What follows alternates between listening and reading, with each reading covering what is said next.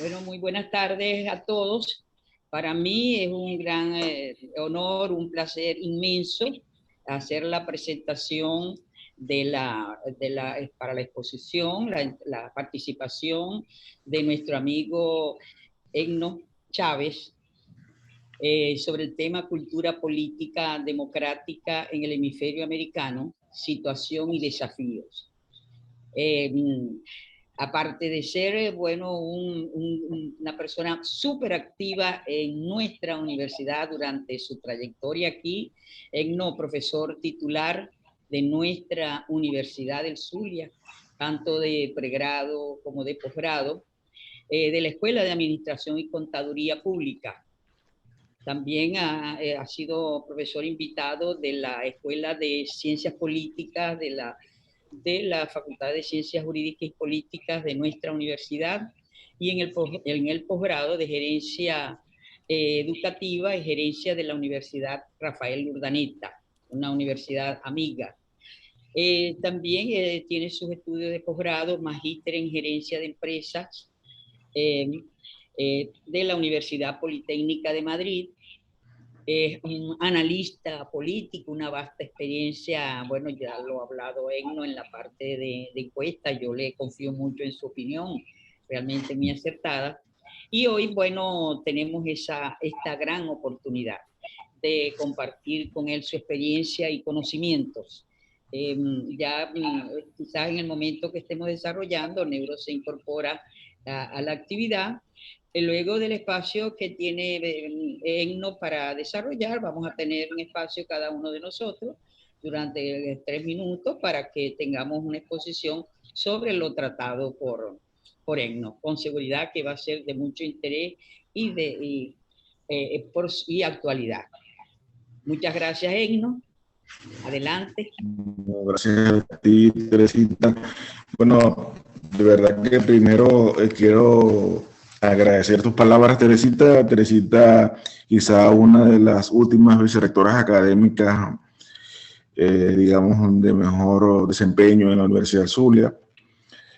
Sin duda alguna tuvo una gestión que dejó legados importantes de formación, sobre todo, que muy a pesar de que no tuvo muchos recursos, tenía más de 300 profesores en el exterior. ¿Cómo hacía? No sé, pero hacía su esfuerzo para que la universidad siguiera. Hoy no podemos decir que nadie hace ese esfuerzo.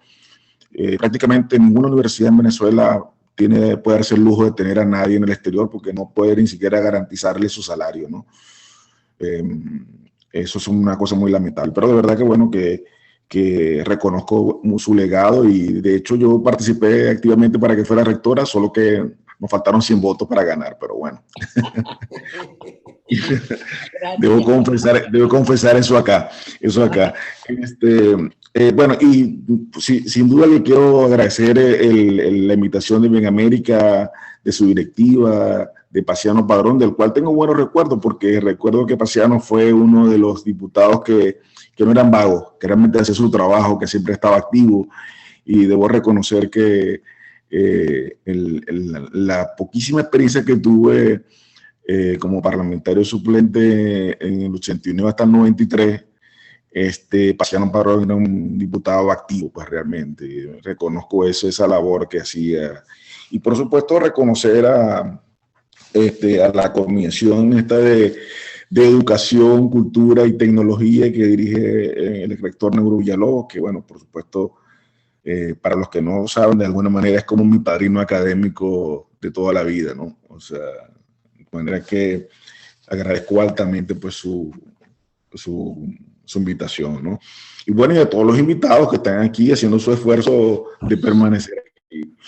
Bueno, de verdad que yo quisiera empezar comentando lo siguiente. No me gustaría hacer teorizaciones sobre cultura política, quiero más dedicarme a hacer una descripción de la situación y también, digamos, qué hacer, ¿no? Porque estamos en medio de una batalla, en mi opinión, cultural bien interesante, y que, bueno, creo que la pertinencia de lo que hace Bien América en estos momentos es extraordinaria, en momentos en que hay el virus de lo que yo llamo la virilización del autoritarismo en América Latina, cosa que me preocupa sobremanera. Pues, o sea, si alguna cosa es grave de lo que estamos viviendo en estos momentos, es ese proceso, pues,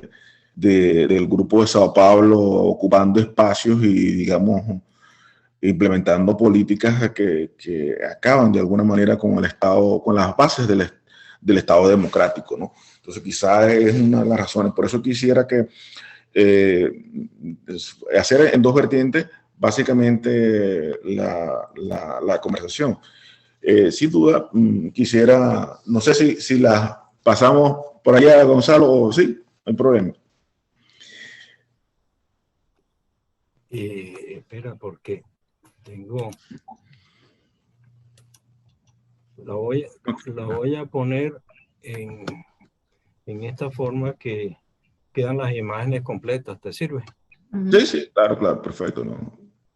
Yo la están viendo, ¿verdad? La necesito como guía realmente. Necesito realmente como guía realmente ya.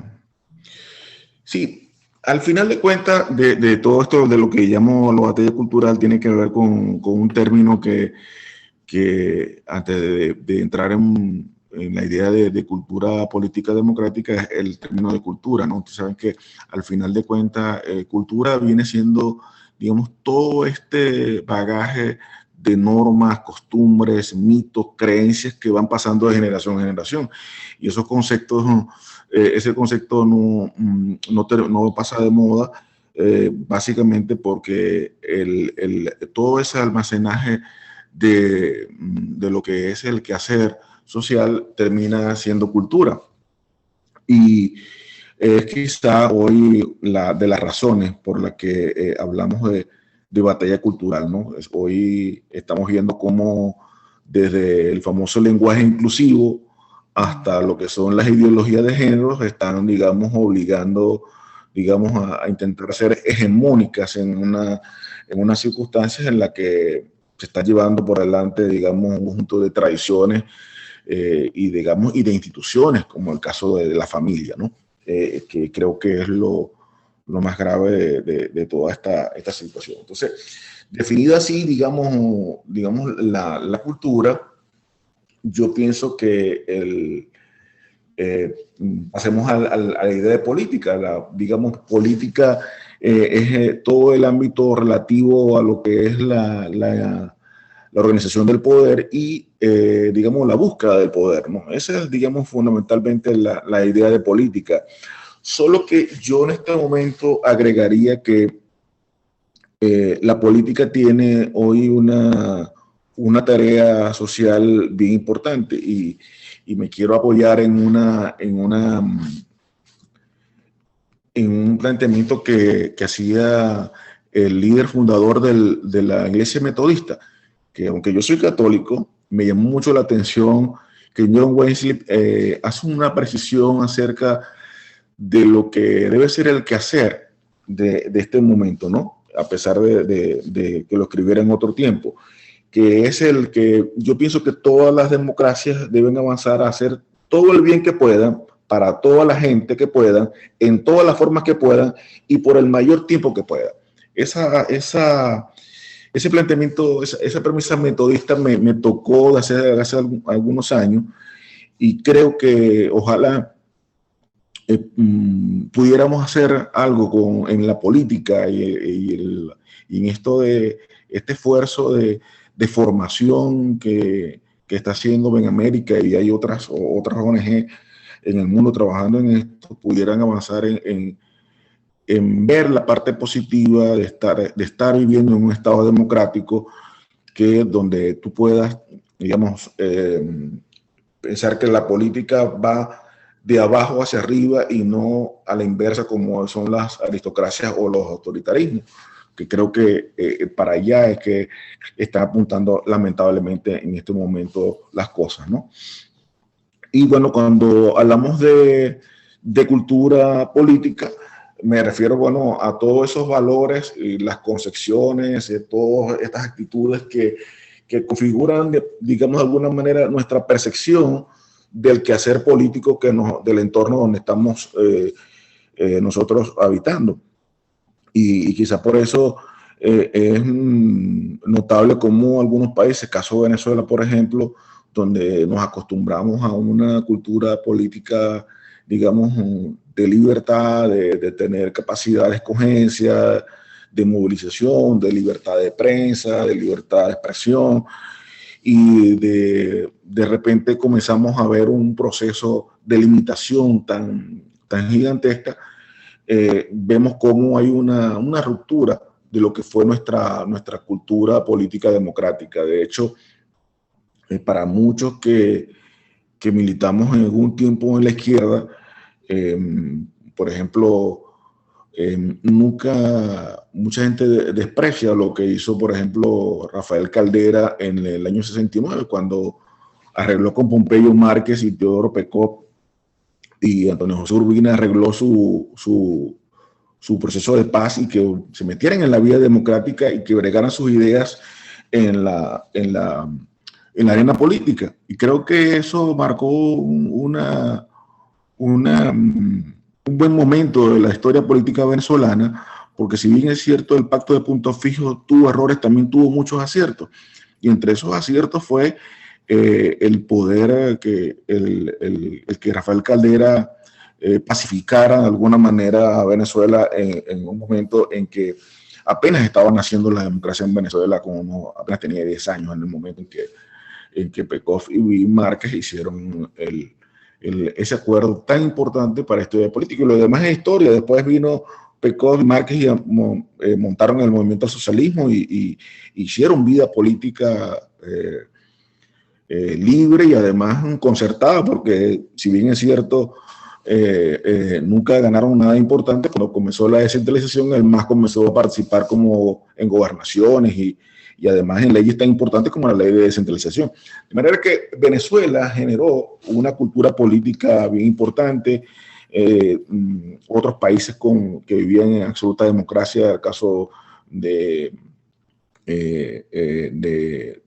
República Dominicana, que a pesar que tiene una cultura de elecciones libres, también el caso de Colombia, el caso de México, ya a partir del 2000, cuando se elige a Vicente Fox, se termina un proceso de 70 años del PRI. Es decir, todos esos elementos en el hemisferio estaban caminando, en mi opinión, en un camino interesante de convivencia, de tolerancia, y hacía que pudiéramos estar en estados democráticos.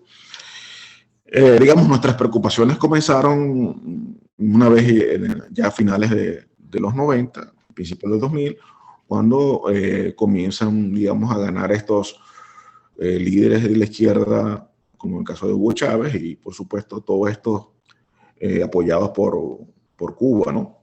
Y por supuesto en la victoria luego de Lula da Silva también en Brasil. Eso hace que, bueno, comiencen a proliferar este conjunto de, digamos, gobernantes de izquierda, que hoy es tan grave que, bueno, imagínense, ya hoy tenemos Venezuela, Colombia, Perú, Chile, Argentina y México. O sea, en términos económicos, si pudiéramos hablar en términos económicos, la torta más grande de América Latina gobernada por partidos de izquierda. Y, digamos, economías que estaban bien. En el caso de la economía peruana estaba creciendo a un buen ritmo. En el caso chileno, muy a pesar de toda la crisis, hubo una transformación de la concertación que puede ser criticada, pero había situaciones de avance, sin duda alguna. Y hoy otra vez Argentina en ese dilema, digamos, de izquierda y derecha, hoy vuelve, retrocede terriblemente hasta el punto que hoy la gente no quiere tener un dinero en el bolsillo porque tienen que gastarlo, porque al otro día pues la inflación se lo trae, igual que el caso de Venezuela, pues con las devaluaciones y todo esto. De manera que todas estas prácticas que vienen ejecutando estos partidos que gobiernan, partidos de izquierda que gobiernan en estos países, hace que estemos en una situación, en mi opinión, muy crítica y que hace que hable de batalla cultural. Pues, hable de batalla cultural porque basado en el resentimiento social, se han hecho, en nombre de eso, en nombre de la desigualdad y en nombre del resentimiento de los pobres, se está conduciendo, digamos, a un estancamiento terrible de América Latina. De manera que pienso que eso esa ruptura que ha habido, que hay en este momento de lo que era nuestra cultura democrática, digamos, consolidándose, hoy estamos otra vez en franco, digamos, retroceso. Y me gustaría verlo en detalle, ¿no? No los quise poner en las láminas porque me parecía demasiado, pero Gonzalo, yo quisiera que pusiéramos un momento la lámina de la Carta Interamericana de la OEA, porque me parece que es muy valioso. La Carta Interamericana de la OEA 2001, en mi opinión, es a pesar que se hizo en el 2001, la anterior, Gonzalo, la anterior, está en la anterior, después de cultura política, está después de cultura política. Ajá, esa, después de esta, exacto. Los principios de lo que llama el artículo 31 de la Carta Democrática Interamericana, que es el respeto a los derechos humanos. Digamos, el ABC de lo que debe tener una democracia, un Estado democrático: el respeto a los derechos humanos, a las libertades fundamentales de expresión, de prensa, de movilización, digamos, de asociación, de libertad económica, de libertades fundamentales, pues, el acceso al poder y el ejercicio con sujeción al Estado de Derecho. Eso está en el artículo 31 de la Carta Democrática Interamericana de la OEA. La celebración de elecciones periódicas, libres, justas y basadas en el sufragio universal y secreto como expresión de la soberanía del pueblo. Pero, digamos, cuando hablamos de periódicas y libres, no necesariamente las que estamos viviendo en el hemisferio son ni justas ni basadas en el sufragio, porque el caso de Nicaragua y de Venezuela deja mucho que desear en esa materia, ¿no? Entonces, estamos frente a una violación flagrante de lo que es la Carta Democrática en el caso particular de esos dos países y de otros que están cometiendo también, por ejemplo, digamos, ataques terribles a lo que es el régimen plural de partidos y organizaciones políticas, a la separación e independencia de poderes, que, digamos, parece que es una constante este empeño de los partidos de izquierda, que todos están adscritos al Foro de Sao Paulo, de limitar lo que es la independencia de poderes. Buena parte de nuestras dificultades hoy financieras, digamos, de Venezuela, por en el caso particular de Venezuela, es la falta de autonomía, pues esta falta de autonomía del Banco Central y, digamos, la limitación de todo lo que ha sido la vida institucional del Tribunal Supremo, la intervención abierta de las universidades. Es decir, ya el estilo de gobierno del autoritarismo no para digamos, de lo que es el no cumplimiento de todas estas premisas de la Carta Interamericana de la OEA. La menciono porque hasta ahora escuchamos muchos discursos y siento que estamos en un momento en que la neutralidad nos sirve de poco, la retórica nos sirve de poco. Y hay que avanzar en algunos mecanismos que pudieran, digamos, generar una presión distinta a la que hasta ahora se ha venido haciendo en esta materia, ¿no?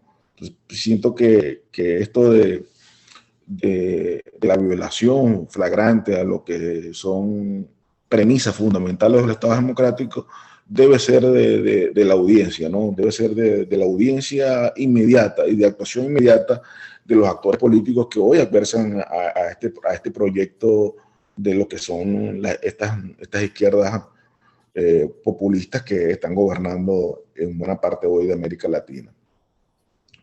Y porque es difícil para estos partidos gobernar en los principios básicos de la separación de poder. Es decir, la transparencia del ejercicio del gobierno, la probidad, el respeto a los derechos sociales, el respeto a la libertad de expresión, de prensa. Es decir, todos estos casos, la subordinación constitucional de todas las instituciones, todos estos elementos hoy no gozan de ninguna respetabilidad, hoy no gozan de ninguna posibilidad de respeto. Y es por eso que digo que debe ejercerse unos grupos de presión, digamos, de mayor fuerza para lograr encarrilar un poco a estos países. Fíjense, voy a mencionar algunos detalles de la situación, de que ustedes lo conocen porque, bueno, están informados, pero yo quisiera que viéramos la situación actual de algunas de estas democracias que tienen Consejo Nacional Electoral, que tienen elecciones, pero que sin embargo no tienen la subordinación a sus constituciones, que en muchos casos respetan todos estos elementos del Estado de Derecho. Quisiera que viéramos, por ejemplo, el caso de Nicaragua, que en mi opinión es muy terrible. Más de 190 presos políticos, pero no solamente a los presos políticos, sino la guerra contra la iglesia, por ejemplo. O sea, la detención arbitraria del obispo Rolando Álvarez y de todos sus presbíteros, y digamos, el encarcelamiento de Oscar Benavides, y lo envían a una cárcel de alta peligrosidad como Chipote. Lo que acaban de hacer con Cristina Chamorro, que le están una sentencia de 8 años de cárcel y pagar $3.2 millones al Estado nicaragüense.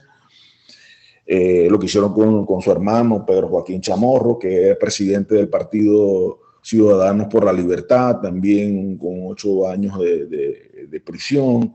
Se salvó Carlos Chamorro, que está en Costa Rica, porque él se fue al exilio y se pudo escapar, pero es decir, los 7 precandidatos de la oposición, todos presos también, acusados de terrorismo, de conspiración, o sea, la misma táctica para, digamos, reducir pues, el espacio democrático, ¿no?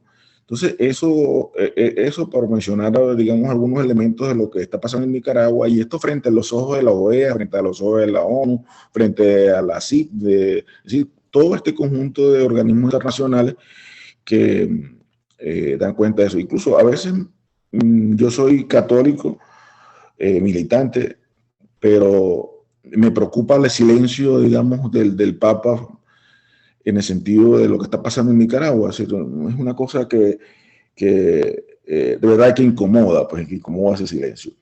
Pero otras cositas adicionales, fíjense cómo cortan por igual. 6 universidades privadas nicaragüenses fueron intervenidas por el gobierno de Daniel Ortega. Y Juan Lozano Holman, el gerente del diario La Prensa, preso también y acusado de conspiración, y 9 años preso. Es decir, todo esto es una andanada pues, de todo lo que es el autoritarismo que estamos viviendo en la región. Y a pesar de que ya sabemos de todos estos más de 60 años de Revolución Cubana, bueno, hoy tenemos más de 1.250 presos políticos en La Habana, producto de las protestas del 11 de julio, y estamos viendo otra vez ese intentar frenar pues, lo que es el sentimiento de cambio que hoy hay en toda Cuba, ¿no? Porque ya no solamente es en La Habana, sino en todas las regiones. Lo que pasa es que igual en todas las regiones hay una arremetida pues, contra todo lo que sea protesta y idea de cambio que pueda generarse en La Habana, ¿no? Y todos los que son líderes políticos igual acusados de conspiración, acusados de terrorismo. Ese es el cóctel pues, que pone de moda estos comunistas que están dirigiendo estos países. En el caso de Venezuela, el Foro Penal ha dicho que tenemos 236 presos políticos, pero ya sabemos cómo actúa el régimen. El régimen no puede ver a nadie que tenga ninguna posibilidad, porque de inmediato pues, le inventan lo suspenden, le quitan los derechos políticos sin ninguna más que la decisión del Tribunal Supremo, ¿no? la prensa, el caso del Nacional violentado, solo una decisión ni siquiera de un gobernante, porque lo que es un diputado de una falsa asamblea, que en el caso de Diosdado Cabello mandó le dijo a un juez que le diera derecho al diario El Nacional, y ahí tenemos pues cómo lo que está pasando en Venezuela es realmente terrible, pues en términos de lo que institucionalidad se refiere, o sea, todo sujetado a la presidencia, no hay espacio institucional en que se respete, los líderes sindicales, líderes gremiales, es decir, todo el mundo perseguido, si no está, digamos, conectado o en conveniencia con el gobierno, ahí estamos viendo, por supuesto, al gobierno madurista interviniendo, ¿no? Pero fíjense, hay otros países de la región, gobernados también por partidos de izquierda que no pasan desapercibidos. Me gustaría mencionar el caso de Viviana Canosa, que es una periodista que tenía un programa en Argentina y era digamos, una crítica de la gestión de Alberto Fernández, y bueno, la acaban de sacar del aire por una decisión, por presiones. Es decir, la misma práctica no puede, es decir, el Estado democrático en su libertad de expresión les molesta demasiado, no toleran la crítica. El caso de Bolivia, estamos viendo cómo Yanine Áñez también ha sido condenada a 13 años de cárcel o 10 años de cárcel. Y puse lo de México porque a pesar de que el abuelito AMLO pareciera un corderito, pareciera que fuera un gobernante, digamos, fuera de lo común, no lo es tanto. Y yo lo digo, es decir, en el sentido de lo que está pasando con la prensa mexicana. Es decir, hasta el mes de agosto han sido asesinados 13 periodistas, entre esos 8 mujeres, por cierto. 13 periodistas por críticas al gobierno nacional, por críticas a los gobiernos regionales de Morena, es decir, una práctica pues muy terrible que es el atentar contra la libertad de prensa y la libertad de expresión, y es preocupante lo que está pasando en México. De hecho, bueno, ya también la persecución política a líderes políticos, en el caso del gobernador de Monterrey estaba haciendo una gestión más o menos interesante, comenzó a perfilarse y ya lo tienen preso, tienen que hacer otro proceso porque ya está preso. Es decir, el estilo autoritario que se viene imponiendo con estas prácticas de estos gobiernos es realmente en contra de todo lo que es el Estado de Derecho y la cultura democrática que veníamos desarrollando en el hemisferio. Yo quería comentar que, muy a pesar de que estoy en asilo y no debería hacer este comentario, tengo preocupaciones que están asociadas con el hecho de que la Secretaría de Estado en su departamento de atención a asuntos del hemisferio, en mi opinión, está haciendo demasiado poco. Es decir, muy a pesar de que está Juan González, que es colombiano, está Nicholson, que es un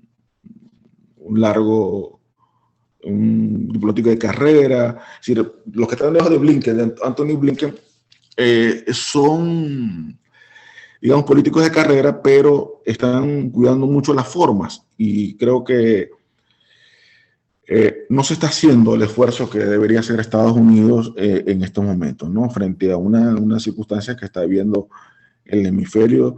Es decir, estamos viendo cómo la administración Biden tiene que negociar con un gobierno forajido, como el caso venezolano, que tiene de invitados a rusos, a iraníes, y tiene de invitados a cubanos de manera permanente, y frente a los ojos del hemisferio. Pues, o sea, yo pienso que, porque no son invitaciones que redundan en beneficio del pueblo, son realmente para cuestiones bélicas, son para cuestiones hegemónicas de los grupos de izquierda. Es decir, el aporte, por ejemplo, yo hubiera querido que estuviera Horacio o Eduardo en el foro, pero por ejemplo, lo que ha pasado con la entrega de la empresa petrolera venezolana a los chinos y a los iraníes es increíble, pues, o sea, no hay transferencia tecnológica, no hay inversiones, sino que sobre lo que poco que hay en Venezuela, sobre eso se actúa, pues, sobre eso se actúa, pero ahí no va a haber un mejoramiento sustancial, como hacen ver en el régimen que va a haber una mejora sustancial de la producción petrolera. Y esta otra vez la OPEP volvió a colocar en menos de 600.000 barriles diarios, y esos son productos de lo que el acuerdo que hicieron con Chevron realmente. Entonces, para sintetizarlo de alguna manera, quise hacer el decálogo autoritario. El decálogo autoritario, pues ahí está, lo tengo en esa lámina, la que es la criminalización de la política o la judicialización de la política, la politización de los tribunales, la persecución, hostigamiento e intimidación a los líderes, control del poder electoral, neutralización de los medios de comunicación, porque si no, se cierran o te los toman, o sea, se hacen parte de ellos. El ataque sistemático y de descrédito a la Iglesia Católica, la liquidación de la autonomía universitaria, el ataque a todo el empresariado nacional que no está alineado, y además de eso, para sostener, digamos, la farsa en la que de supuesta democracia, construyen y reconocen actores políticos sin legitimidad y sin apoyo popular, pues, o sea, ese es el estilo, pues, de casi todos estos. Y por último, de este decálogo es la alianza geoestratégica con gobiernos forajidos autoritarios, es decir, llámese Bielorrusia, llámese Rusia, llámese China, Cuba, es decir, Nicaragua, todos esas alianzas que con gobiernos que, por supuesto, tienen muy poco que aportar en materia democrática y, al contrario, lo hacen para seguir fortaleciendo. En el caso de Venezuela, en el caso de Nicaragua y en el caso de Cuba, lo hacen para sostener, pues, su régimen, digamos, abiertamente, sin duda, pues. Estamos en el caso de Argentina, por lo menos todavía hay una batalla, hay un espacio democrático que se está dando allí, importante. Hay una batalla que se está librando en el campo judicial, unos persiguiendo a Macri y otros persiguiendo a Cristina Kirchner, pero por lo menos hay una confrontación que es fuerte hasta ahora. Ojalá pudiera surgir de nuevo un espacio para la democracia y no para estos, digamos, estos movimientos que atentan contra el Estado democrático. No sabemos hasta ahora la actuación hasta ahora de Gabriel Boric en Chile. Todavía hay que esperar. Sin embargo, los grupos mapuche, que es una de las etnias originarias de Chile, lo acusan de tener presos a líderes mapuches todavía que no han sido liberados, y ahora dice el presidente Boric que algunos merecen estar libres y otros no. De manera que es la conveniencia también. Entonces es el estilo, pues, de estos grupos izquierdistas.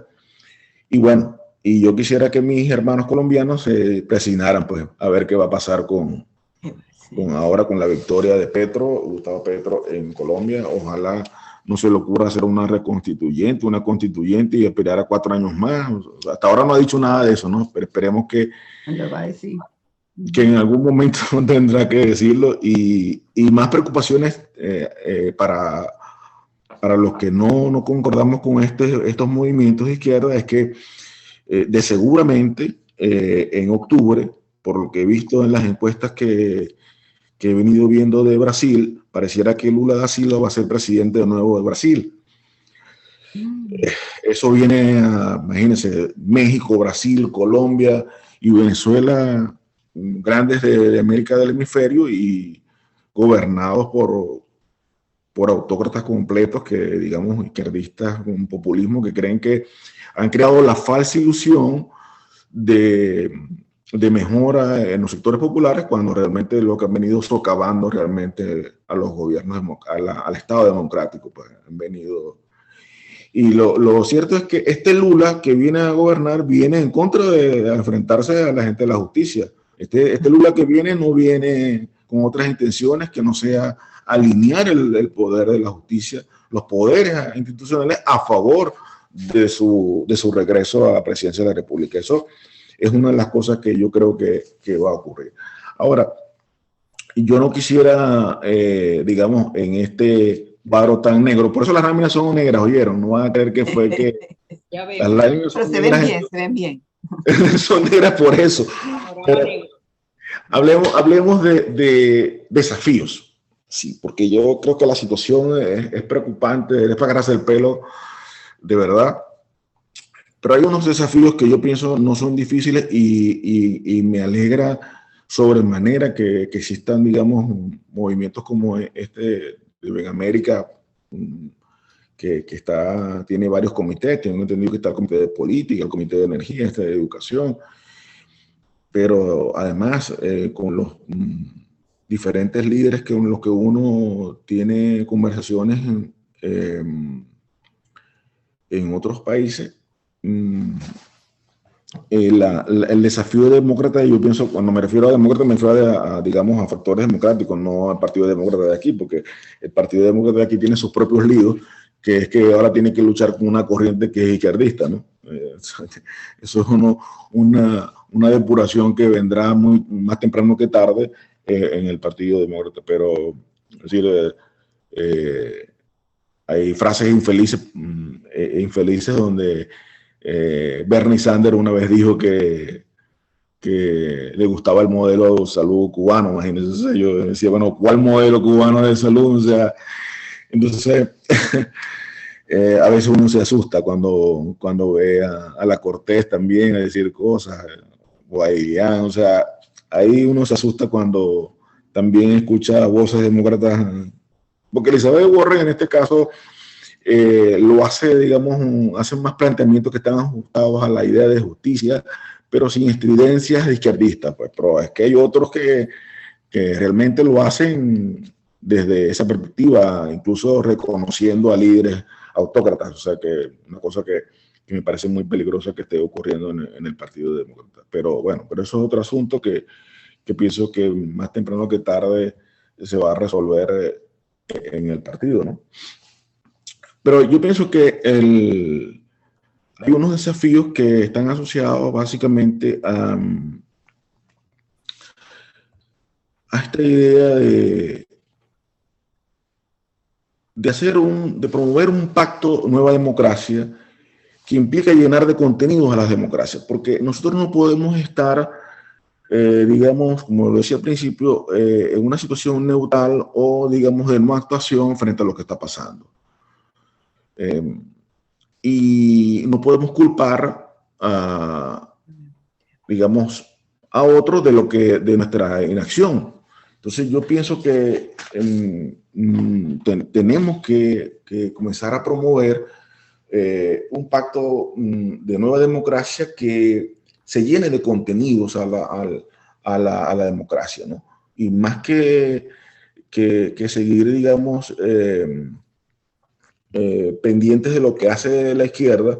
La izquierda, el grupo Sao Pablo sí se reunió, sí hizo su plan, una cosa en las que comparto plenamente con Agustín Laje, aunque él sea un joven de derecha, es decir, tiene toda la razón cuando dice que en el libro negro de la izquierda de América Latina explique con detalle las reuniones que se vinieron haciendo desde que Chávez y Lula comenzaron a hacer el plan para hacer un plan para la izquierda de América Latina, cosa que no vimos, digamos, de parte de los grupos de centro derecha o de derecha, que es una de las razones que hace que este avance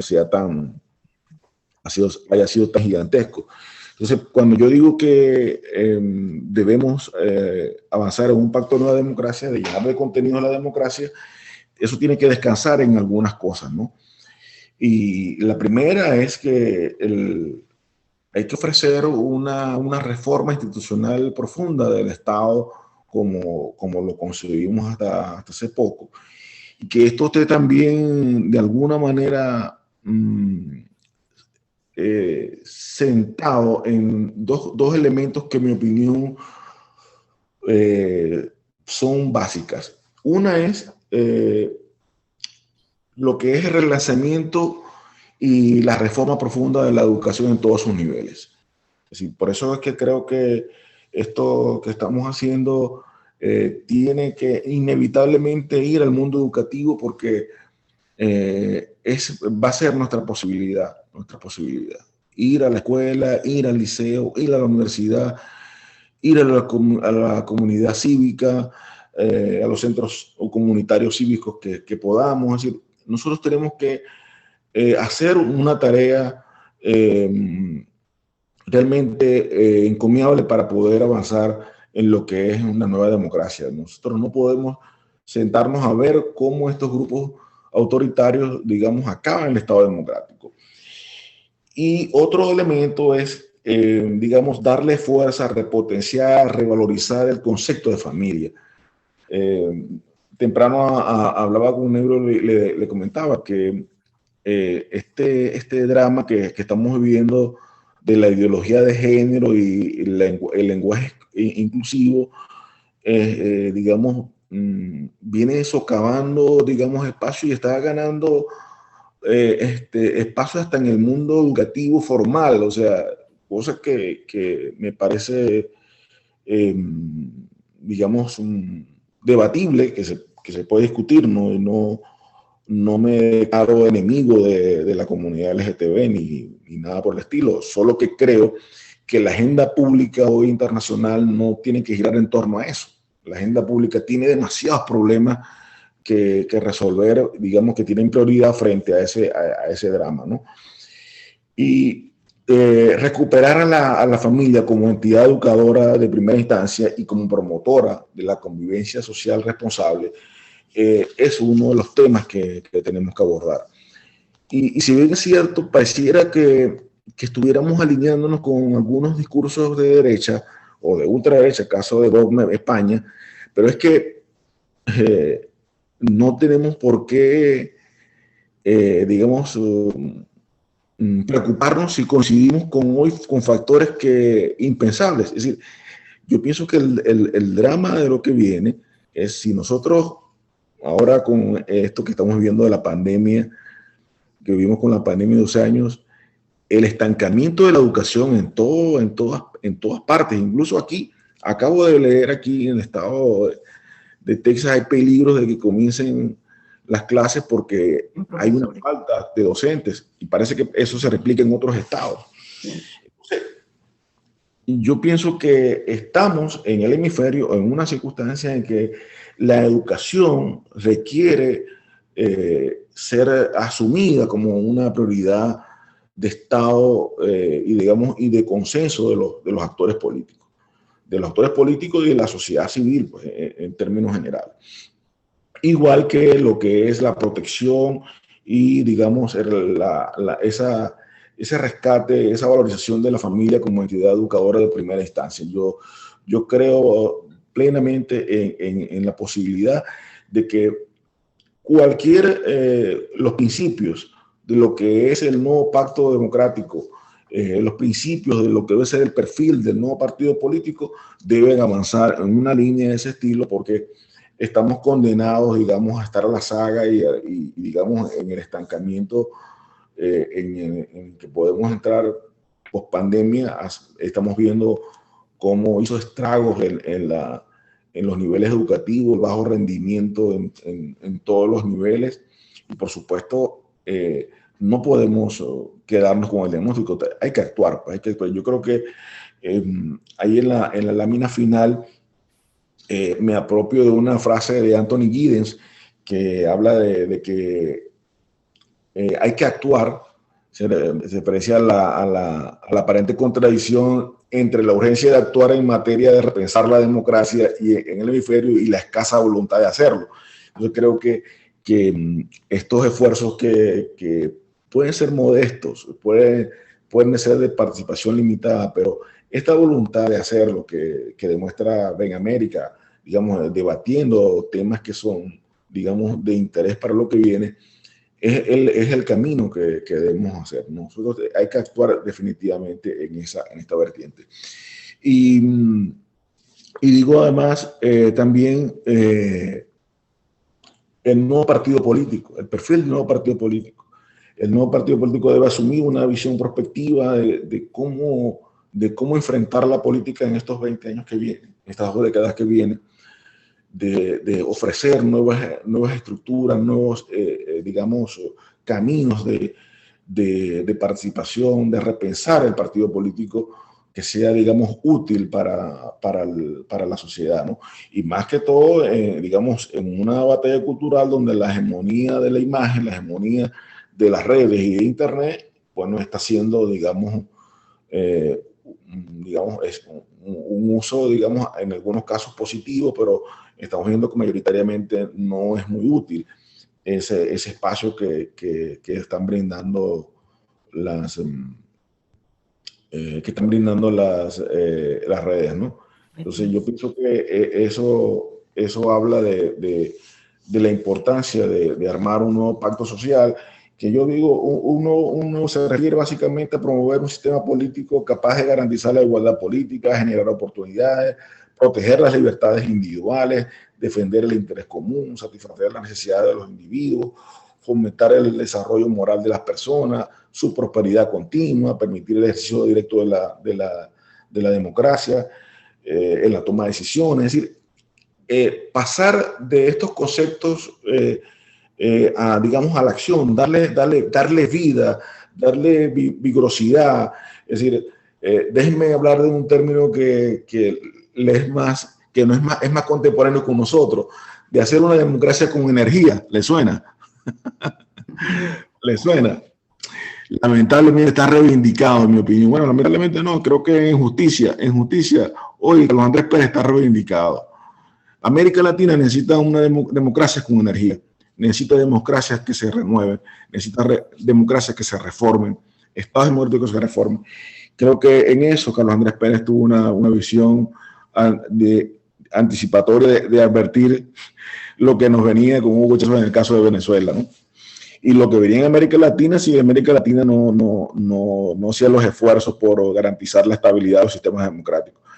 De manera que este es, en mi opinión, pues digamos, una de las cosas que hay que hacer es darle contenido a estas cosas. Y cuando uno habla de una reforma del Estado, una transformación del Estado, no es más que la idea de poder construir una nueva arquitectura organizacional de gobierno, que haya un funcionariado que entienda que la salud de calidad es posible, accesible es posible, la educación de calidad accesible es posible, la seguridad de bienes y personas es posible, la justicia imparcial e impersonal, como la señora Weber, también es posible.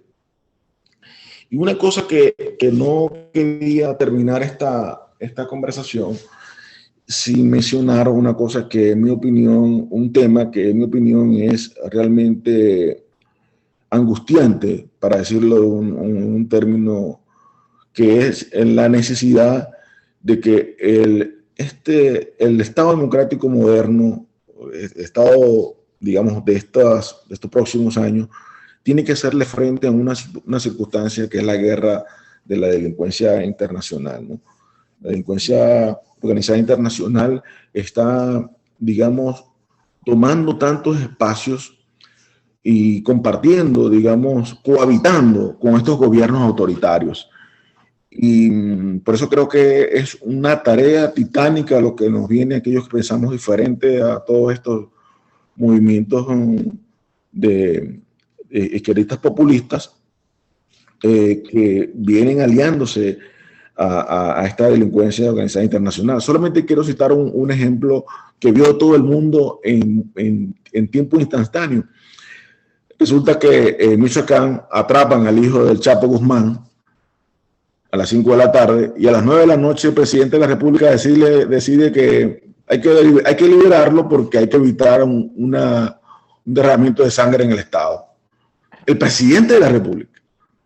O sea, entonces eso es lo mismo que lo pasaba en el gobierno de Lula con las favelas sometidas a la delincuencia organizada, y buena parte de esa delincuencia cohabitando, digamos, con la gente del Partido de los Trabajadores, que era el partido gobernante. Entonces, lo mismo que pasa con los colectivos en Venezuela, lo que pasa, por ejemplo, con los marras en Nicaragua también, que cohabitan con la gente de Daniel Ortega, y uno que no es de mi preferencia como presidente de los hemisferios, pero que está haciendo un trabajo que es el enfrentamiento a la delincuencia organizada de su país, que es el caso de Nayib Bukele, que así está siendo acusado de la violación a los derechos humanos, pero es que el drama es que o que gobierna el Estado democrático o gobiernan los grupos de la delincuencia organizada.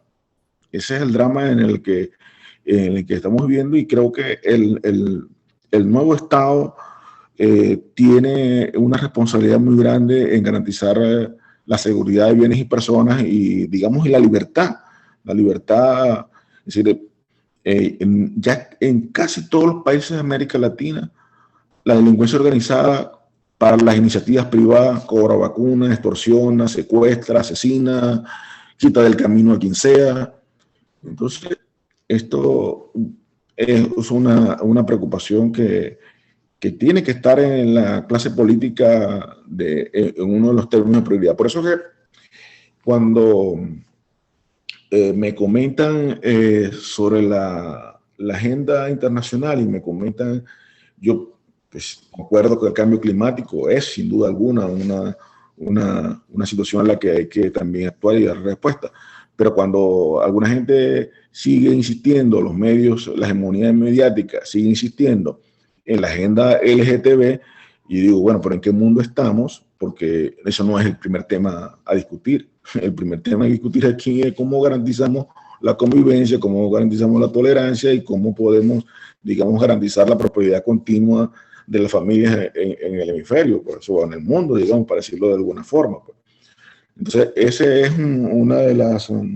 realmente lo que quería, digamos, comunicar en este conversatorio es básicamente mi idea de que hay que trabajar en la promoción de un nuevo pacto para la nueva democracia, pues, y llenar de contenidos a la nueva democracia implica, digamos, que el Estado democrático puede hacer el ABC, que es garantizar, digamos, capacidad de respuesta a los ciudadanos, o sea, una nueva estructura organizacional que sea capaz de dar la respuesta a los problemas a la gente, y que además podamos tener el ABC de los servicios, digamos, acceso a ellos.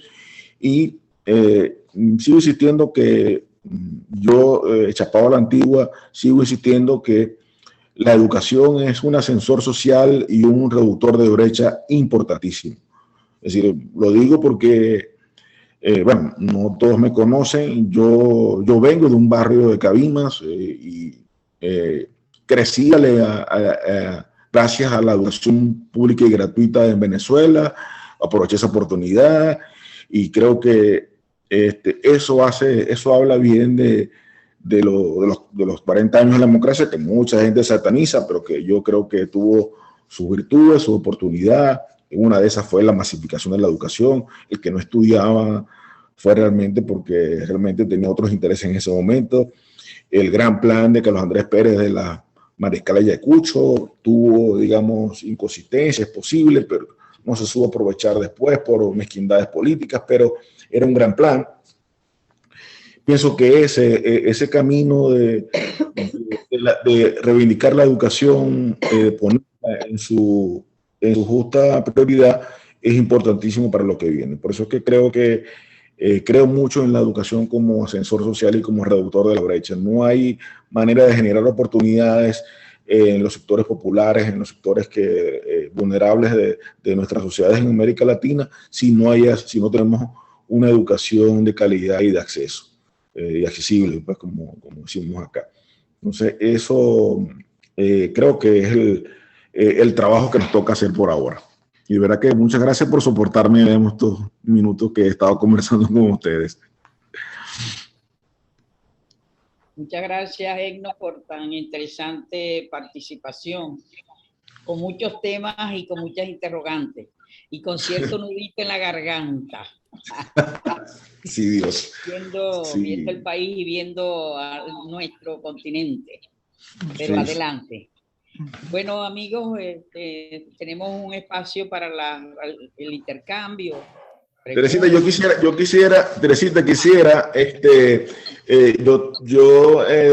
tengo la mala costumbre o la buena costumbre de que todas mis conferencias y conversaciones que estoy haciendo con estudiantes venezolanos que están regados, porque estoy participando en un programa de la Fundación Tepuy en Chile, que está Romer Rubio, no sé si tú lo acuerdas. ¿Cómo no? Está en Chile y he participado en el curso de campañas electorales allá con ellos en Chile. Entonces, en todas las clases les recomiendo un libro. Y yo quiero recomendarles este libro calientico que acaba de salir, que de Agustín Laje. Es un joven politólogo argentino, es de derecha, pero habla de la batalla cultural. Y ahí, digamos, hay cosas interesantes que que sirven para la reflexión, independientemente de su empeño, digamos, de estar en un campo que en mi opinión es válido totalmente, pero que a veces uno termina coincidiendo porque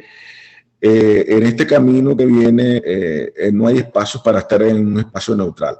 No hay. Se llama La Batalla Cultural de Agustín Laje. Agustín Laje se llama el joven. Tiene 33 años, es un joven politólogo argentino, pero ya ha escrito el libro negro de la izquierda, con mucho éxito, por cierto, y con unas predicciones que se han dado por completo, y ahora está saliendo este libro de La Batalla Cultural, Reflexiones Críticas para una Nueva Derecha, se llama. Ay, qué bueno. Gracias, Egno. Bueno, y el presidente de Chile tiene 33 años, creo, ¿no? Sí, joven, muy joven. Gabriel Boric es muy joven, sí, muy joven. Tenemos aquí levantada la mano, tiene Gonzalo, y luego el profesor Jorge Baral. Adelante, Gonzalo. Gracias, Teresita. Egno, oye, felicitaciones. Realmente tocaste la fibra del tema cuando al final ponías los desafíos de la democracia. Y los desafíos de la democracia los pusiste exactamente en su sitio. Un pacto de la democracia, que es lo necesario para que haya una gobernabilidad, y el tema educativo, que es la estabilidad de una sociedad para que la democracia sea estable y sea duradera. Me gustó muchísimo, te felicito. Ahora, tengo dos preguntas. A lo largo de la exposición, me llamó la atención cuando hablaste de la OEA y me recordaste al embajador de Panamá, no sé si lo recuerdan, me costó bastante recordarlo, pero al final lo encontré, Guillermo Willich Cochés. Cochés. Sí, en el año 2010 más o menos, él era embajador en la OEA y le roncó durísimo a Chávez. Fue muy fuerte lo que dijo, al extremo de que lo destituyeron. O sea, lo llamó el presidente de Panamá y le dijo, mire, usted se queda acá, nombramos a nuevo embajador por el problema. Eso refleja, y aquí la pregunta, el silencio cómplice. Willy Cochés dijo cuando lo destituyen que en diplomacia hay un silencio cómplice. Y mi pregunta es, ¿qué podemos hacer para combatir este silencio cómplice? Porque la democracia en Venezuela ha sido muy abandonada por la diplomacia internacional, no en el momento de Guaidó, que hubo mucho refuerzo diplomático, pero antes de eso, cuando Willy Cochés lo dijo, cuando Chávez tomó mayor cantidad de fuerza, todos los diplomáticos volteaban para el otro lado. ¿Qué se puede hacer para combatir ese silencio cómplice? Y uno que lo logró es el presidente Zelensky de Ucrania, que ha logrado que todos los países del mundo hagan coro de la invasión a Ucrania. No es Rusia que está reclamando un territorio, sino es Rusia que está invadiendo un territorio. Y eso lo logró Zelensky. Y te felicito por lo de Agustín Laje. Mi señora me lo pone a cada rato para escucharlo porque es un analista fenomenal. Y la segunda pregunta es, esta pregunta la he hecho mucho. ¿Cuándo y por qué se perdió la democracia en Venezuela? Muchos se la atribuyen al presidente Caldera II porque indultó a Chávez. Otros se la atribuyen a Carlos Andrés Pérez porque metió un paquete económico sin anestesia y que era muy difícil de ponerlo tan rápido. Sin embargo, lo que tú dijiste durante tu presentación, es necesario correr para que las cosas se puedan dar. Y él le puso energía, pero a lo mejor con tanta energía que le puso, logró que la reacción se lograra tumbarlo, ¿no? Entonces, son esas dos preguntas. ¿Cómo combatimos el silencio cómplice? ¿Y cuándo y por qué, en tu opinión, se perdió la democracia en Venezuela? Bueno, primero el silencio cómplice está asociado fundamentalmente a los intereses, digamos, particulares que tienen las naciones, ¿no? Y si sobre esas naciones hay intereses de grupos asociados a los gobiernos con mucho poder, fíjate, para que veas un caso muy ejemplificante, el lobby que hizo Chevron en la administración Biden logró que Juan González, que es uno de los directores del Departamento de Estado, que está bajo el mando de Nicholson, de la Subsecretaría de Estado para América, va directamente ese director a hablar con Maduro para lo de Chevron. Ahí tienen una idea. Entonces, es contradictorio, porque entonces Anthony Blinken quiere que nosotros mantengamos a raya a Maduro, que Maduro sigue las sanciones, pero sin embargo le damos sacamos a su sobrino, sobrino de Cilia Flores de la lista de las personas, digamos. Entonces, está asociado básicamente el silencio cómplice. Yo pienso que solo con la presión ciudadana, digamos activa y mediática, es lo que hace que los silencios cómplices retrocedan. Fíjense que frente a las críticas que han habido contra el Papa Francisco, ya el Papa Francisco, ya salió un comunicado, no lo dijo él, ya salió un comunicado de la Secretaría de Estado del Vaticano diciendo que el Papa hace sus esfuerzos en silencio. Es una cosa que de verdad que me avergüenza como católico, de verdad. Yo viví la época de Juan Pablo II como joven y de verdad que admirable, pues era un ser humano extraordinario, pues, y una claridad sobre lo que debe ser el mundo. Juan Pablo II fue de verdad un gran filósofo de su momento, pues, y no tenía contemplaciones con esos tipos de arreglos tan extraños que hoy hace el Vaticano, que permite hacer reuniones con Cilia Flores y Maduro, no digamos formales, sino que ha hecho una pasadita por Bielorrusia y pasó por el Vaticano y tal, o sea, cosas que son, digamos, en mi opinión, muy negativas para digamos, el Vaticano, y o sea, creo que hace un mal servicio, digamos, a los militantes y a los que somos creyentes. Entonces, depende de eso. Básicamente, el silencio cómplice es del conjunto de intereses que tienen los estados a veces. Recuerda que Panamá en ese momento estaba recibiendo ayuda del gobierno de Chávez, y no podía darse el lujo de perder esos apoyos. Entonces recuerda que Chávez estaba en la danza de los millones con los países de América Latina, regalándoles plata, prestándoles plata. No recuerdan que le prestó $400 millones a Kirchner en bonos y tal, y o sea, todo lo que hacía con o sin el permiso de los venezolanos. Sí, no había forma. Ellos irrespetaron. Ahora, por ejemplo, en Venezuela hay una cultura presupuestaria. En Venezuela hoy no se sabe cuál es el presupuesto, si está aprobado algún presupuesto. Ellos manejan el Estado como les da la gana.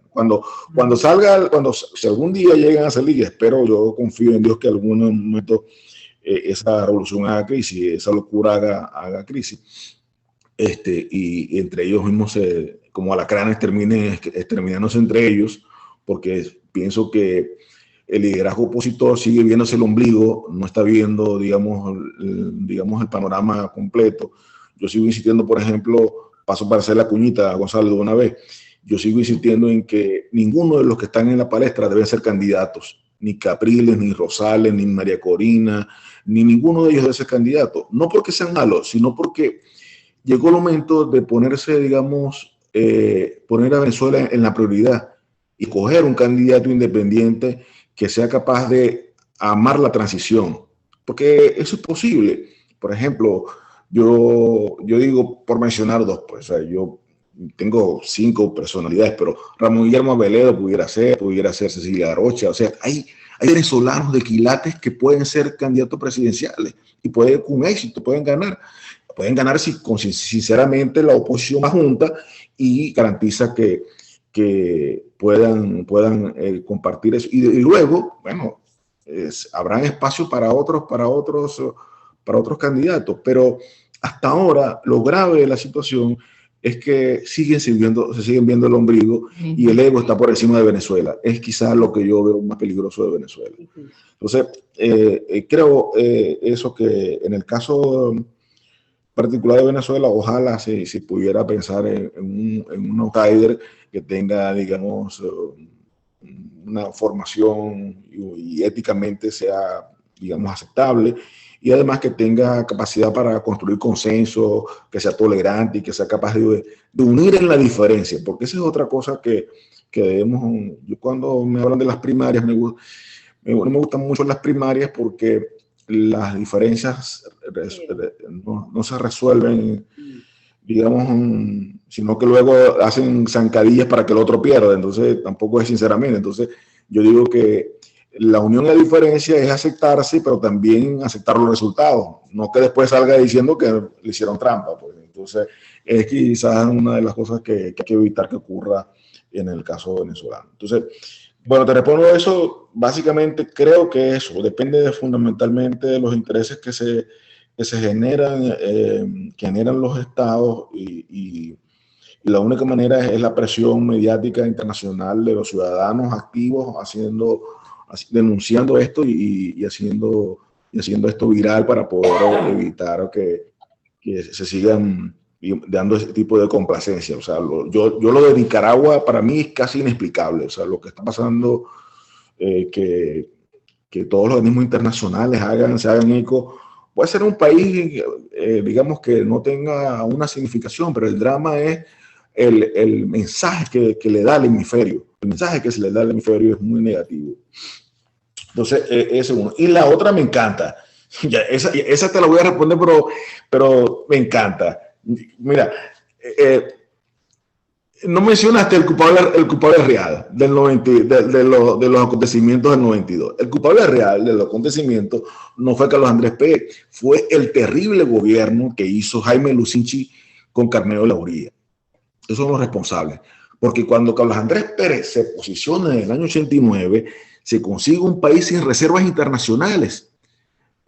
Se hizo una renegociación de la deuda horrible, donde se acabaron prácticamente todas las reservas. Cuando llega Carlos Andrés Pérez, llega a Venezuela sin reservas prácticamente.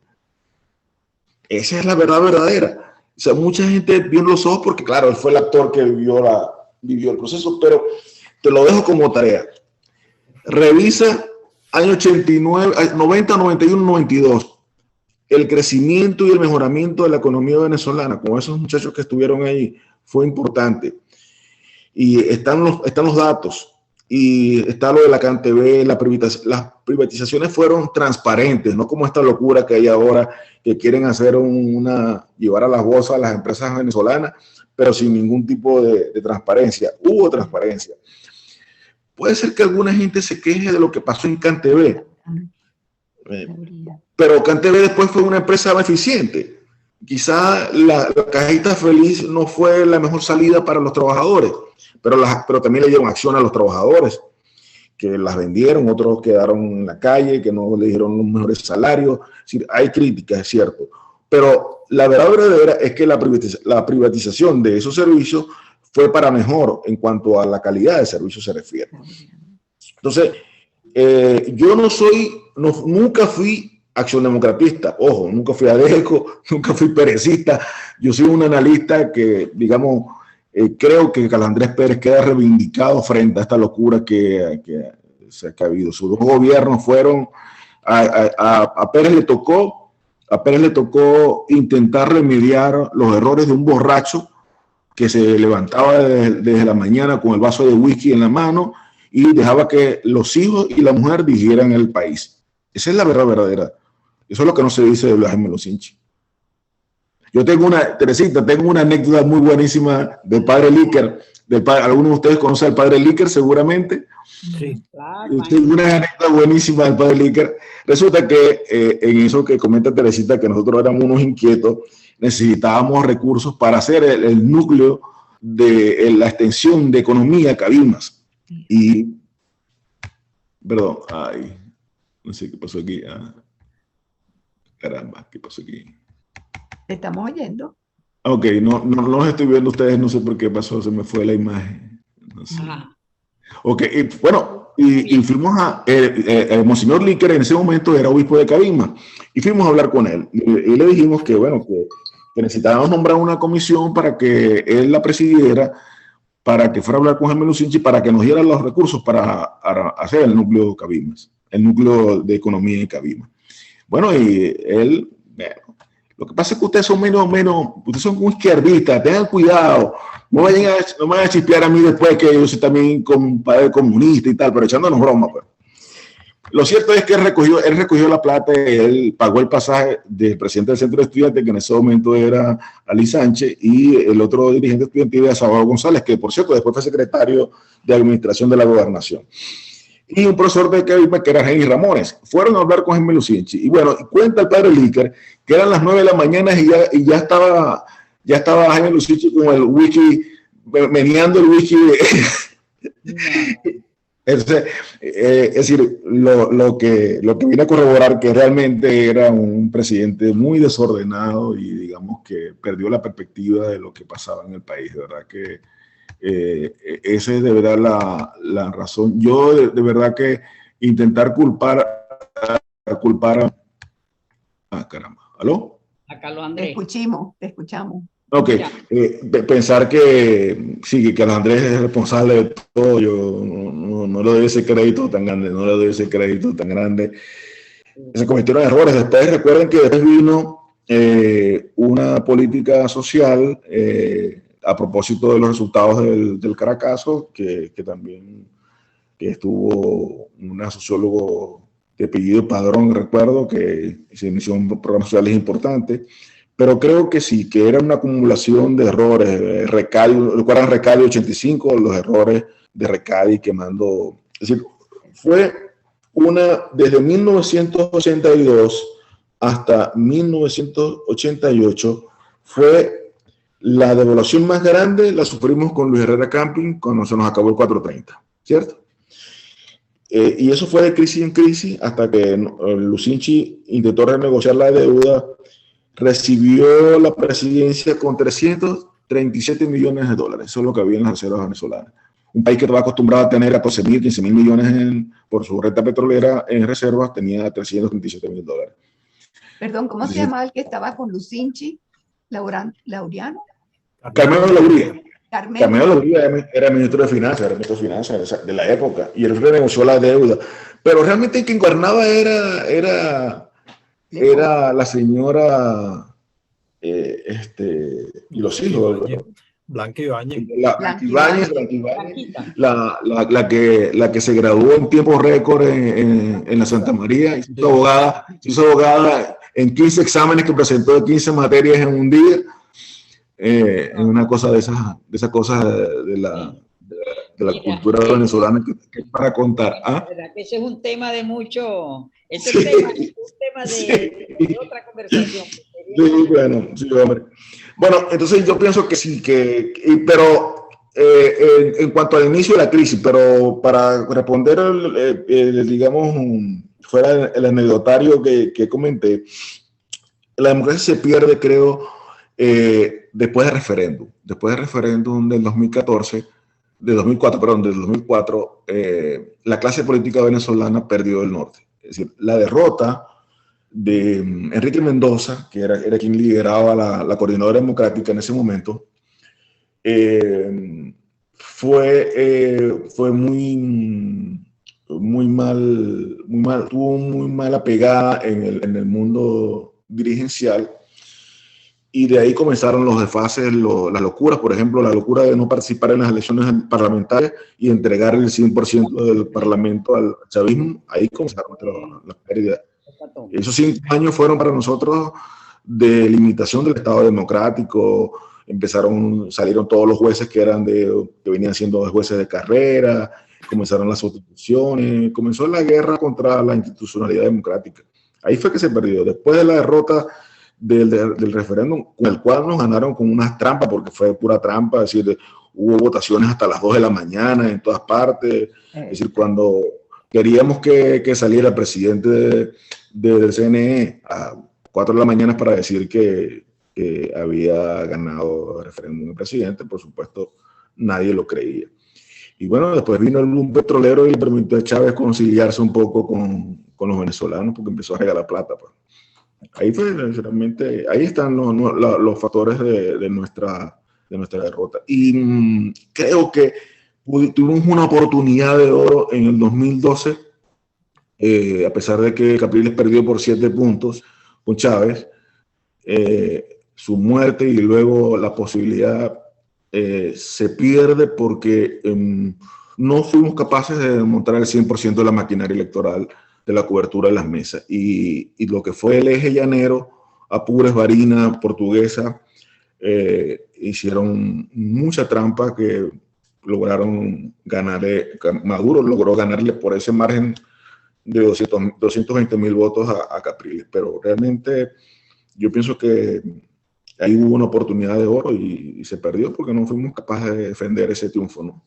No fuimos capaces de defender ese triunfo. Y después, bueno, hemos venido dando bandazos. Tuvimos un gran triunfo en el 2015 y lo echamos por la borda. Entonces, bueno, no es fácil porque si seguimos viendo el ombligo, yo pienso que Henry llegó con más ganas de ser candidato presidencial que ser presidente de la Asamblea Nacional y perdió la perspectiva. Después vino Julio Borges y Walter Honor. Y bueno, la gran ilusión de todos nosotros fue lo de Guaidó y bueno, ya sabemos que no se pudo, quizás perdió la posibilidad de tener incidencia. Nosotros perdimos nuestra incidencia absoluta en el mundo militar y eso tiene su costo. Eso tiene su costo. Bueno, eso como que hay que hacer como un minuto de silencio, pero bueno. El profesor Jorge Baral. Adelante, profesor. Ya voy. Bien. Lo escucho bien. Ya se me olvidaron las preguntas. Era tan interesante lo que estabas diciendo, muy bueno, todos los planteamientos, todas las cosas, y tengo una larga lista de puntos, pero primera pregunta.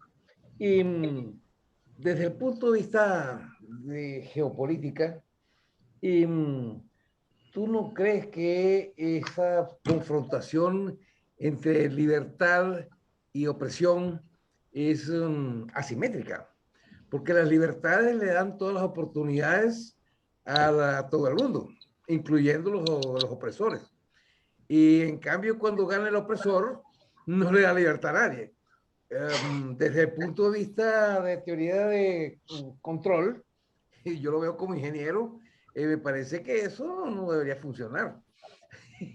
Es igual. Es elemental. La gente se sorprende de lo que pasa, pero para mí no hay ninguna sorpresa. Eso es así. Y tiene que ser así. O sea, que funciona como realmente la matemática dice que debe funcionar. Entonces, ¿cómo hacemos para que la gente reflexione sobre eso y haga un cambio? Esa es la primera pregunta. La segunda pregunta, democracia, nosotros todos hablamos de la mejor manera y maravillosamente del tema de democracia, siempre lo usamos en griego. Pero si lo convertimos y traducimos el término al español, resulta que eso es opresión, porque democracia es el poder del pueblo y eso se llama poder popular. Entre todas las todos los organismos de izquierda tienen que ver con poder popular. Entonces, nuevamente, nosotros seguimos hablando de democracia y nos parece buena porque la decimos en griego, pero si lo convertimos al español, dice que es poder popular, cosa que los izquierdistas usan para hablar del poder popular y engañar. Y de esa manera encaramarse. O sea, eso está vinculado con el primer punto. Es decir, ellos usan la estrategia de la democracia, de que es buena, esa es la carnada. Entonces, con esa carnada, muerde el ignorante y pum, se pasa por otro lado y ellos tienen control. Y eso es lo que ha pasado desde toda la vida. Toda la vida desde que yo he empezado a oír eso, eso es así. Entonces, yo no veo por qué se sorprende a la gente. ¿Cuándo vamos a buscar un esquema diferente de gobierno? ¿Verdad? Un esquema en el cual esa ecuación básica, que es indudable, cambia. Y la tercera pregunta que te quería hacer es, dentro del mismo esquema, Estados Unidos va camino a convertirse en otro país de izquierda. Eso era inconcebible hace un tiempo, pero ahorita pareciera que sí. Es conveniente que realmente sigamos las normas liberales y de esto y aquello, pero es una libertad dentro del mismo esquema que estamos diciendo, una libertad que esconde la opresión de un régimen que no es libertario, pues. Esas son las tres preguntas que te hago inicialmente, que están todas relacionadas, pero ¿qué opinas sobre eso? Bueno, primero que todo, en cuanto a la primera, esa dicotomía no es que es desventajosa o es desigual, sino que el drama de un verdadero sistema o Estado democrático, de un verdadero demócrata, es la tolerancia, Jorge, es la tolerancia política. Nosotros, como demócratas, actuamos de buena fe y con grandeza política al permitir que grupos que se nos oponen a nuestras ideas hagan política, hagan activismo político. Lo que pasa es que como tú dices, cuando ellos ganan, no permiten que los que nos oponemos hagamos activismo, digamos, para confrontar sus ideas.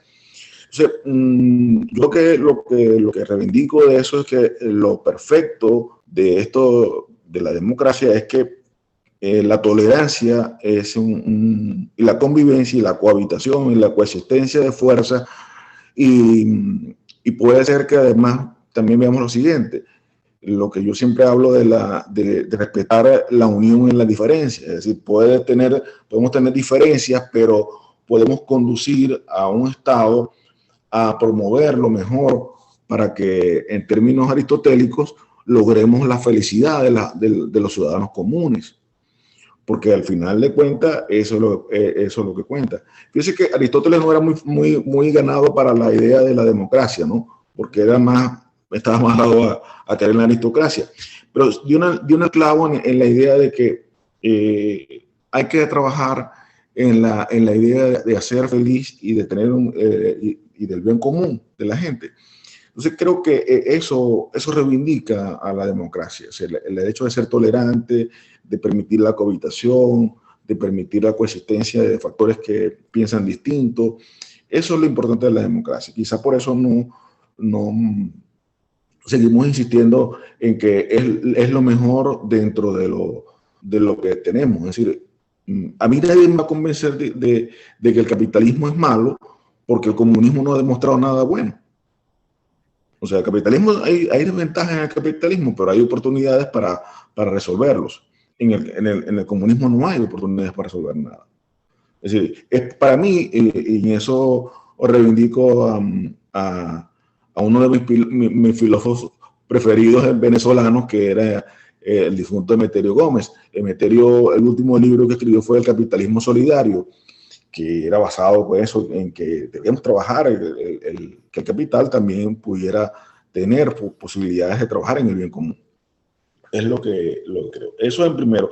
Y eso es lo que podemos decir en términos generales, que la izquierda en la izquierda que gobierna no hay cultura democrática. No hay cultura democrática, no hay cultura de tolerancia, y eso lo estamos viendo. O sea, hasta el punto de que el mejor ejemplo que les puse de Nicaragua, donde hasta los curas, pues, que no son militantes, son penalizados por decir la verdad, o por decir lo que piensan, o por ser portavoces de lo que la gente piensa en la calle, ¿no? En relación a lo de democracia, por eso mismo yo hablo de nueva democracia, en el sentido de poder ir más allá de la idea. Yo soy más weberiano en esa materia, es decir, creo que es verdad que la democracia se construye desde abajo hacia arriba. Es decir, hay que darle participación a la gente debe participar en la toma de decisiones, sobre todo si atañe a su bien común, pues. Entonces, nosotros no podemos desligar a la democracia de eso, pues. Y quizá eso que tú dices, la izquierda ha sabido utilizar el término democracia popular para avanzar, como el tema de la cultura. Quizá, por ejemplo, nosotros que estamos en el campo de la derecha, hemos dejado, no valoramos el término cultura en su justa dimensión. En cambio, fíjense que hace 25 años el grupo de Sao Paulo vio en ese camino la posibilidad, vio en la cultura LGTB, en el lesbianismo, en el grupo de lesbianos, un movimiento de gays, vio ahí unas posibilidades. Y nosotros, por ejemplo, no la vemos porque creemos en la familia y, por supuesto, o sea, toleramos que exista, pero es decir, no es lo que nosotros, digamos, soñamos como sociedad, pues. Claro. Quizá pero culturalmente eso sí ha sabido utilizarlo la izquierda. En eso comparto contigo. Por eso creo que hay que llenar de contenidos a la nueva democracia y también atender al tema cultural, pues, que estamos viviendo en estos momentos, ¿no? Porque es realmente, digamos, interesante que podamos enfrentar nuestro opinión. Me encantó, no sé si vieron en las redes sociales, familias belgas en la calle pro familia, con sus hijos. Excelente. Una cosa preciosa, me impresionó. Luchando por la familia. Luchando por la familia. Eso es lo que quiero hacer de esos movimientos una réplica de movimientos de este carácter, y es lastimoso que nuestra Iglesia Católica no trabaje para eso. Sí. O sea, por ejemplo, esas cosas por eso que quizá ustedes me dirán, es que la tiene cogida como el Padre Francisco, pero es que él no me gusta porque él no tiene feeling para lo que viene. No tiene como decimos en Venezuela, guáramo para pelear para reivindicar culturalmente a la Iglesia Católica. No sé si pasa que esa formación, tú sabes, Teresita, que tuve oportunidad de ir 2 veces a Argentina, pero nunca acepté porque las facultades que me invitaban eran facultades de izquierdistas, pues. Sí, y no me da nota, pues, o sea, porque es demasiado marxismo, pues, para mi gusto, pues. Entonces, en las 2 oportunidades elegantemente no pude ir, y uno estuvo en Venezuela porque él escuchó mi charla que hice de recursos humanos en el rectorado, una que organizó TUCIDE hace tiempo. Estaba el decano de Ciencias Sociales de la Universidad de Buenos Aires y bueno, le agradecí mucho la invitación, pero para mi gusto es muy izquierdista, pues. Muy izquierdista para mi gusto, el pensamiento. La universidad como universidad, como entidad en Argentina está en una crisis terrible. Es decir, no es el caso de, por ejemplo, la gente podrá decir que nosotros, pero yo reivindico el trabajo que hace ULA, que hace UCB y que hace Luz. Es decir, y la Simón Bolívar. Es decir, ahí nosotros tenemos 4 universidades que mostrar al mundo y estamos en el ranking, o sea, y con todas nuestras dificultades, pues. Pero no solamente eso, sino que esta crisis migratoria ha demostrado que nuestros médicos son médicos de primera. Y lo decía, tú te acuerdas cuando nos tomamos café con Orlando, ¿cómo no van a ser buenos nuestros médicos si ven 90 horas de anatomía? o sea, pero 90 horas metido en el anatómico. O sea, el estudiante que no aprueba no puede seguir estudiando medicina, pues. O sea, cuando hablamos con Orlando Castejón de los casos de por qué los médicos venezolanos son exitosos en el mundo, y entonces han pasado la prueba de españoles que no son nada fácil. han pasado a la prueba los chilenos, que no son nada fácil. Entonces vi un video de una señora defendiendo a un médico venezolano, por cierto. O sea, han pasado a la prueba de los colombianos, que ha generado una fricción de tal magnitud que los gremios médicos colombianos están enfrentados. Pero Freddy Pachano opera, Fran de Armas opera ahí en la costa, con médicos que tengo contacto todavía, como en el caso de Fran de Armas y de Freddy Pachano, que es el director de posgrado de medicina, operan en Alexis Bello.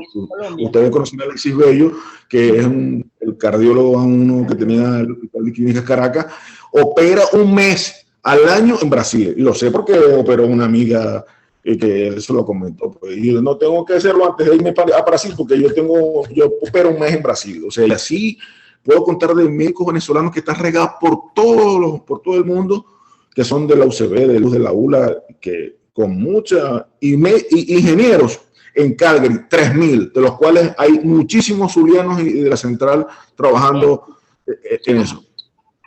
No, disculpa por la hora. Llega la hora. No, está bien.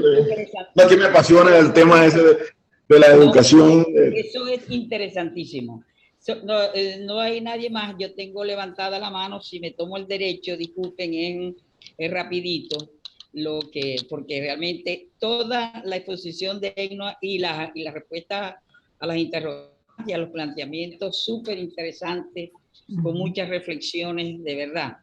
Egno, tú señalas allí el papel, bueno, y que comparto plenamente como educadora de toda la vida que he sido, el papel de la educación y de la familia, ¿no? Para llenar esos vacíos y la nueva democracia. ¿Tú no crees que con incentivando la participación ciudadana y la integración, incluso del sueño americano, de la integración de las instituciones universitarias dentro de los países y dentro de Latinoamérica, se pudiera acentuar más esa nueva democracia? Tomando en cuenta la participación, pero no es solamente la participación para que la gente vaya a votar, sino la participación para exigencia, para después, para el monitoreo, la supervisión, ¿no? Ese es por una parte. Y me encanta, y quiero tu participación sobre la opinión, sobre el papel de los partidos políticos, porque se cuestiona mucho, ¿no? Incluso han surgido organizaciones que, independientes de los partidos políticos, porque señalan que su papel es cuestionable, ¿no? Yo creo en los partidos políticos, en su participación, y yo creo que tú, que tienes esa formación también, ¿cómo hacer para debatir eso? Porque realmente no se puede improvisar en estos momentos sin esa formación política para poder combatir una situación de esta como la que vivimos aquí en Venezuela y en Latinoamérica. Bueno, imagínate que esa preocupación es válida, ¿no? Primero, en relación a lo de, sí, yo creo que es un camino, el camino educativo es un camino importante para la batalla de estos próximos 20 años. Y lo de la integración de las universidades, yo creo que se va a dar, Teresita, por una necesidad de todas.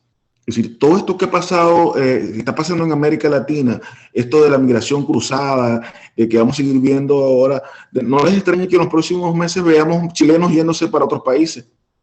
O sea, esta situación migratoria va a poner a prueba la necesidad de que exista una integración de las universidades. Y no solamente eso, voy a más, eso que llamas tú de la participación. El movimiento universitario ha sido emblemático en la historia de la democracia. Y yo pienso que va a volver a tener un papel estelar. Hay una cosa que hay autores que hablan de la generación idiota. Yo pienso que no debemos satanizar a los jóvenes de hoy, solo que tenemos que llenar de contenidos de lo que es el futuro de ellos en regímenes de tipo dictatorial. Es decir, nosotros tenemos la experiencia de haber vivido una democracia, digamos, no plena, pero democracia al fin, con efectos, pero democracia, y ellos no han tenido esa oportunidad, y creo que en ese camino el movimiento universitario de América Latina tiene un papel que cumplir, y por supuesto, el liderazgo de las universidades también, o sea, ya el profesorado tiene que tener otro papel más allá del aula, porque es la defensa de la universidad. Esto que estamos viendo de la confiscación de las universidades privadas, lo que está haciendo ahorita ANLOP, López Obrador, acaba de hacer un ataque directo a las universidades nacionales y está creando el sistema universitario Benito Juárez. Lo mismo la bolivariana, pues. El sistema bolivariano, pues igualito que Chávez, pues. Atacando a las universidades públicas y entonces sacando recursos del sistema universitario para darle recursos a un invento que es el sistema universitario Benito Juárez. Es decir, el esquema al carbón de lo que hizo Hugo Chávez, pues. Y eso está haciendo Boris con lo que Boris va a comenzar a hacer ahora los barrio adentro en Chile también. Total que ese esquema va a obligar a las universidades a generar un espíritu de defensa y de cuerpo de la defensa de la autonomía universitaria. Quizá vamos a estar, Teresita, en presencia de un nuevo pacto de Córdoba, en materia universitaria. Yo creo que es importantísimo eso. Y comparto contigo, la democracia no puede ser solamente votar, la participación tiene que expresarse en eso, en la posibilidad de que participe en las acciones que afectan su interés común, que afectan, digamos, la vida pública de los ciudadanos. Creo que ese es el camino para poder nutrir y tener una democracia vigorosa, para no decir con energía, pues. Sí. Y no sé, hay bueno, el papel de la educación, ya te lo comenté, integración. Sí, creo que ese camino viene más temprano que tarde.